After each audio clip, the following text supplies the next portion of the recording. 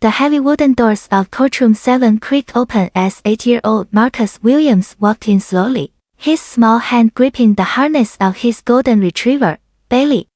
The boy's dark eyes scanned the packed room filled with worried faces. His Aunt Rosa sat in the front row, tears streaming down her cheeks. Social workers shuffled papers nervously at their table. At the far end, the Hendersons, his potential foster parents, whispered among themselves with cold smiles. Judge Robert Harrison, a tall man with silver hair and sharp blue eyes, looked down from his bench with visible disgust. His jaw tightened as he watched Marcus take his seat.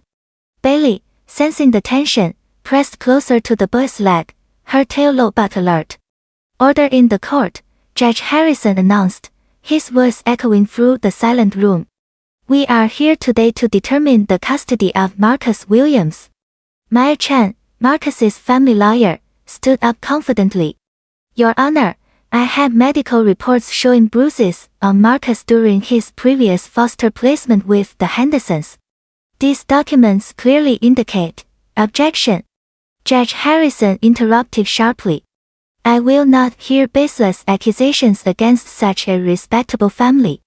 Maya's eyes widened in shock. "But Your Honor, this is legitimate evidence from 3 different doctors." "Overruled," the judge snapped, not even looking at the papers.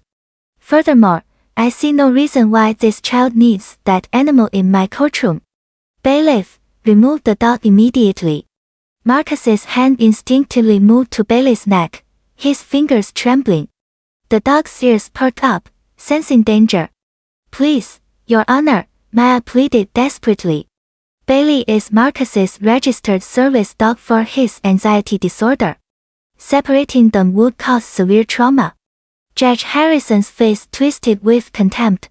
"I decide what's best for children in my court, not some bleeding heart lawyer." Marcus sat perfectly still, but his small fingers made 3 quick taps against Bailey's side. The golden retriever's head turned slightly toward him. Then, Marcus touched his ear twice and pointed down with his pinky finger.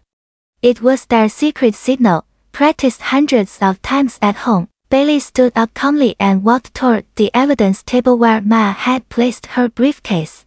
The dog's movements were smooth and purposeful. She sniffed around the table legs, then sat down and used her nose to nudge something small from underneath the table. "What is that animal doing?" Judge Harrison demanded angrily.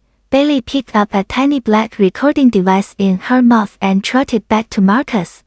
She dropped it gently into his lap. The courtroom erupted into chaos. People gasped and whispered loudly. The bailiff stepped forward, confused about what to do next. "Order! Order!"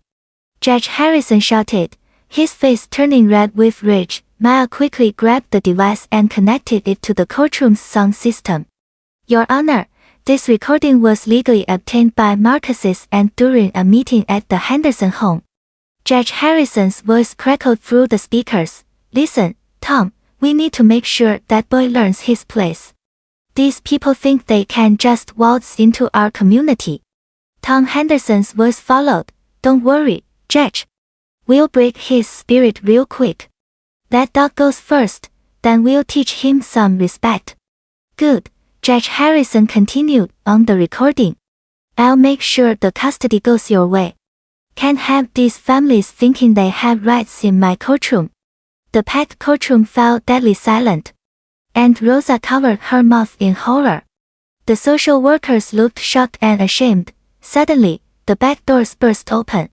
6 FBI agents in dark suits marched down the aisle, their badges gleaming under the fluorescent lights.